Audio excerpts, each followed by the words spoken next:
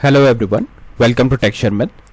आज के सेशन में हम क्वेरी पैरामीटर से रिलेटेड एक और इंटरेस्टिंग एग्जांपल देखेंगे, जिसमें हम समझेंगे कि किस तरह से यूज़र अपनी वैल्यूज़ को फेच कर सकता है एपीआई से डायरेक्टली यूज़र इनपुट के बेसिस के ऊपर। ठीक है, अभी तक जो भी हमने आउटपुट देखे, जो भी डेटा हमने फेच किया गेट एपीआई के थ्रू, वो या तो बटन से हमने चेंज किया या फिर हमने वैल्यूज़ को हार्ड कोड किया था, राइट। बट अब रिक्वायरमेंट है कि अगर कोई ऐसा इनपुट फील्ड है जिसके थ्रू हम डेटा फेच करना चाहते हैं, तो उस सिचुएशन में हम कैसे क्वेरी पैराम्स का यूज़ करते हैं, कैसे वैल्यू सेट होती है और क्या आउटपुट हमारे पास आता है। ठीक है, तो ये सारी चीज़ें हम इस सेशन के अंदर डिस्कस करेंगे। तो सबसे पहले मैं आपको आउटपुट एक्सप्लेन करता हूँ कि क्या आउटपुट है, कैसा हमने डेमो बनाया है, और उसको मैं पूरी तरह से समझाऊंगा। फिर हम एपीआई देखेंगे कि कौन सी एपीआई हम यूज़ कर रहे हैं, उसका डेटा क्या है, और फिर स्टेप बाय स्टेप हम पूरा प्रोग्राम समझेंगे कि कैसे हमने उस डेटा को प्रिपेयर किया। ठीक है, तो पहले आउटपुट देखते हैं। देखो यहाँ पे मैंने ऑलरेडी एप्लीकेशन कॉल किया हुआ है, जहाँ पे पहले हमारी मेन हेडिंग आ रही है Angular course by Texture Math, फिर आ रहा है search user using query params, जो आज का हमारा टॉपिक है, और फिर एक इनपुट फील्ड है जहाँ पे यूज़र आईडी हमसे मांगी जा रही है, और एक सर्च का बटन है। ठीक है, तो अब इसमें होगा क्या, देखो ये एपीआई है जो हम यहाँ पे कॉल कर रहे हैं। ठीक है, ये एक पब्लिक एपीआई है, फ्री एपीआई, तो आप लोग भी इसको डेमो के लिए यूज़ कर सकते हो। तो इसके अंदर हमने देखा कि टोटल 10 आईडीज़ हैं, उनके कुछ नेम्स हैं, और उनके बेसिस पे हम डेटा फेच करने वाले हैं। ठीक है, तो हम आईडी पास करें तो देखो आईडी 1 पे जो नेम है वो क्या है, लेने ग्रहन। ठीक है, सिमिलरली एरविन हॉवेल, ये सेकंड आईडी के लिए है। तो अगर आपको इसका डेटा फैच करना है तो यूज़र क्या कर सकता है, सपोज यूज़र को यूज़र आईडी मालूम है तो वो डायरेक्टली यहाँ पे यूज़र आईडी पुट करेगा। जैसे मैंने यहाँ पे पुट किया आईडी 2 और मैं क्लिक करूँगा सर्च पे। तो जैसे ही मैंने सर्च पे क्लिक किया तो यहाँ पे देखो सेकेंड यूज़र का नेम मुझे शो हो गया, एरविन हॉवेल। सिमिलरली अगर मैं 1 को सर्च करता हूँ तो मेरे को आउटपुट मिलेगा लेने ग्रहम। और अगर मैं कुछ ऐसा सर्च करता हूँ जो अवेलेबल ही नहीं है तो क्या होगा, तो उस सिचुएशन में हमारे पास अभी कोई भी आउटपुट नहीं आ रहा, बट आप एक एल्स ब्लॉक डाल के वहाँ पे लिख सकते हो यूज़र नॉट फाउंड। ठीक है, तो आई थिंक यहाँ तक आपको क्लियर हो गया कि हमारा एक्चुअल परफॉर्मेंस हम क्या करने वाले हैं, कि हम यहाँ पे आईडी एक ऐसा लॉजिक बनाएंगे जहाँ पे यूज़र खुद से अपनी आईडी पास कर सकता है और उस आईडी को आइडेंटिफाई करके लाता है कि क्या वो अवेलेबल है डेटा में या नहीं। ठीक है, बट सेशन शुरू करने से पहले जस्ट एक रिकमेंडेशन है कि अगर अभी तक आप लोगों ने पहले वाले सेशंस नहीं देखे हैं तो आप पहले उनको देख लो, क्योंकि जो पूरी प्लेलिस्ट है एक प्रॉपर सीक्वेंस और सिंक में है।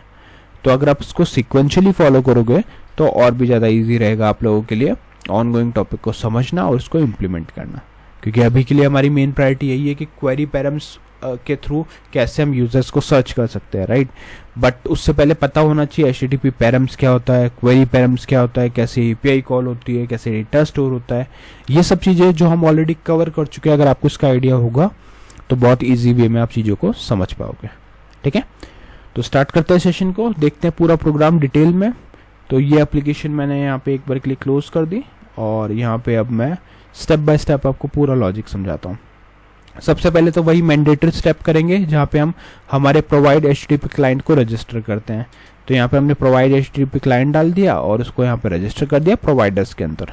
ठीक है, ये इसलिए इंपॉर्टेंट है क्योंकि अगर आपने ये नहीं लिखा, ये लाइन यहाँ पे मेंशन नहीं की, तो आप API कॉल नहीं कर पाओगे, राइट। क्यों नहीं कर पाओगे, क्योंकि API कॉल तभी इनेबल होगा जब आपने ये एप्लीकेशन वहाँ पे मेंशन करी है। एक बार आपने यहाँ पे इसको रजिस्टर कर दिया तो फिर उसके बाद में आप इसको यूज़ कर पाओगे। ठीक है, अब हम नेक्स्ट देखते हैं कि ये तो हो गया। इसके बाद में हम comp1 में हमारा मेन लॉजिक लिखेंगे। तो comp1 कंपोनेंट अगर आपको क्रिएट करना नहीं आता तो आपका क्या करना है, सिंपली एक कमांड रन करनी है, ng for angular, g generate c for component and comp1। ठीक है, एंगुलर जनरेट कंपोनेंट comp1।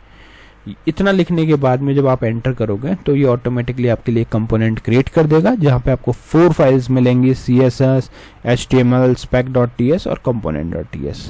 ठीक है, अब इस फाइल के अंदर हम क्या करेंगे, सिंपली जाएंगे component.ts में और वहाँ से ये वाली फाइल्स, ठीक है, ये वो हमने ऐप वाली देखी थी, ये मेन फाइल्स हैं वो comp1, component, CSS, HTML, spec.ts और component.ts। इस फाइल के अंदर हम कॉपी करेंगे ये सिलेक्टर का नेम। ठीक है, ये ऐप comp1, ये क्यों कॉपी करते हैं? क्योंकि इसके थ्रू ही हम हमारे मेन एप्लीकेशन से हमारे कंपोनेंट को कनेक्ट कर सकते हैं। ठीक है, तो यहाँ पे हमने appcomp1 है, इसको अब हम कनेक्ट, और बाकी लॉजिक है वो हमने पूरा लिखा है, तो मैं बताऊंगा आपको। एम्प्टी क्लास मिली होगी नया जब आपने कंपोनेंट बनाया होगा, तो वो अपन देखेंगे। बट अभी के लिए सिर्फ आपको इतना कॉपी करना है जिससे कि पहले हम हमारे कंपोनेंट को कनेक्ट कर पाए। फिर हम जाएंगे app.component.ts फाइल पे। यहाँ पे इस जो हमने अभी कॉपी किया उसको यूज करने से पहले आपको कंपोनेंट को यहाँ पे इंपोर्ट करना होता है, मतलब इस एप्लीकेशन को बताना होता है कि हम ये वाला कंपोनेंट यूज करने वाले हैं। ठीक है, तो यहाँ पे हम उसको रजिस्टर कर देंगे comp1, ये इंपोर्ट हो जाएगा। एक बार इंपोर्ट हो गया, अब आप उस सेलेक्टर वैल्यू को यूज करके अपने एप्लीकेशन को इस comp1 से कनेक्ट कर सकते हो। ठीक है, तो यहाँ पे हम जाएंगे app.component.html फाइल पे। यहाँ हमने हेडिंग डाली एंगुलर कोर्स बाय टेक्सचरमेथ, और फिर मेन हेडिंग आ गई search user using query parameters. एक हॉरिजॉन्टल रो है, उसके बीच में हमने लिख दिया appcomp1 appcomp1। ठीक है, ये क्या करेगा, इसको कनेक्ट करेगा मेनली अपने एप्लीकेशन को हमारे comp1 कंपोनेंट से। तो आई थिंक यहाँ तक का प्रोसेस तो ऑलमोस्ट सेम और सिंपल है, जो हम पहले भी डिस्कस कर चुके हैं। अब आएगा मेन लॉजिक कि कैसे हम comp1 कंपोनेंट को यूज कर रहे हैं।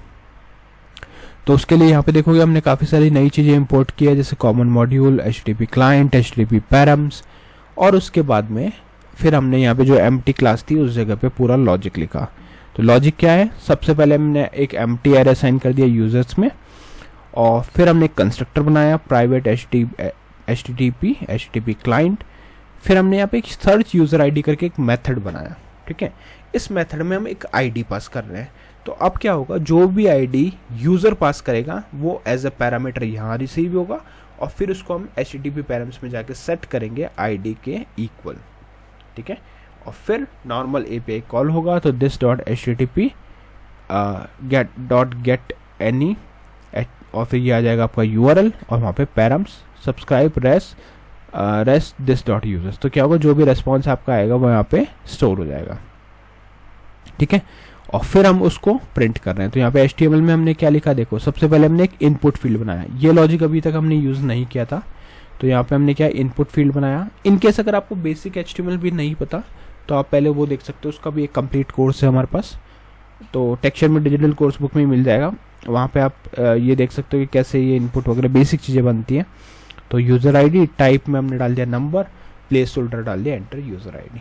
ठीक है, उसके बाद में हमने एक बटन क्रिएट किया, और उस बटन के थ्रू हम सर्च, जैसे यूज़र सर्च पर क्लिक करेगा तो वो जो यूज़र आईडी की वैल्यू है वो हम एज अ पैरामीटर इस बटन से वहाँ पास करेंगे कंपोनेंट में। ठीक है, तो वैल्यू पास हो गई। पास होने के बाद वो पैरम सेट करेगा, यहाँ पे आके HTTP पैरम सेट होगा, और यहाँ पे वो वैल्यू पास हो जाएगी। और इस जगह पे फॉर लूप से हम क्या करेंगे, वैल्यूज को प्रिंट आउट करेंगे। तो यहाँ पे हमने लिख दिया user of users, track user ID और यूजर नेम। तो जैसे जैसे यूजर नेम हमारे पास आएगा, वैसे तो इसमें फॉर लूप की जरूरत नहीं है क्योंकि हम एक पर्टिकुलर आईडी सर्च कर रहे हैं, तो मे बी ये लॉजिक आप हटा सकते हो बाद में। बट मेन हमारा पर्पस ये था कि हम पहले जैसे लूपिंग में यूज़ करते हैं, इसलिए हमने इसको रखा है, और यहाँ पे हमने यूज़र नेम डाल दिया। ठीक है, अब क्या करना है, सिंपली एक बार इसको एग्जीक्यूट करके वेरीफाई करना है। तो ng server-fn ओपन एंटर। जैसे ही आप एंटर करोगे तो ये एप्लीकेशन ऑटोमेटिकली लोड करेगा, और वहाँ पे हम चीज़ों को वेरीफाई करेंगे। तो देखो, अब जैसे एग्जाम्पल से समझते मैंने यहाँ पे डाला 2। ठीक है, 2 डाल के मैंने सर्च पे क्लिक किया, तो बैकएंड पे क्या हो रहा है, देखो यहाँ पे हमने 2, अगर HTML देखें तो यहाँ पे हमने 2 पास किया। ठीक है, इस इनपुट फील्ड में वो 2 यहाँ पे गया, और उसने कंपोनेंट फाइल में जाके यहाँ पे प्लेस होल्डर की जगह रिप्लेस किया, मतलब यहाँ पे आ गई वैल्यू 2। और फिर हमने API कॉल करते टाइम इस पैरम को यहाँ पास किया सेकंड रिकॉर्ड के लिए। तो उस सिचुएशन में क्या हो गया, हमारा जो URL था उसके एंड में यहाँ पे $2 आ गया। ठीक है, तो ऐसे आप लोग कभी भी अगर इनपुट वैल्यू है और उसके बेसिस पे इसने डेटा ला के दिया एरबिन होवेल, क्योंकि सेकंड यूजर जो था, जैसे यहाँ पे देखो इस जगह पे अगर मैं लगा के 2 लिखता हूँ तो देखो ये वाला डेटा आ गया, और वो पूरा डेटा है। आप चाहो तो लूप से इसमें बाकी चीज़ों भी इटरेट करा सकते हो। ठीक है, बट हमें सिर्फ यूज़र आईडी का बेसिस पे यूज़र नेम निकालना था, तो वो हमने निकाल लिया। ठीक है, तो इस तरह से आप लोग क्या कर सकते हो, अपने गेट API के थ्रू सर्च कर सकते हो किसी पर्टिकुलर यूज़र को इनपुट फील्ड के थ्रू क्वेरी पैरम्स की हेल्प से। ठीक है, तो आज के लिए इतना ही था। नेक्स्ट सेशन में हम बाकी टॉपिक डिस्कस करेंगे। So thank you for watching texture math.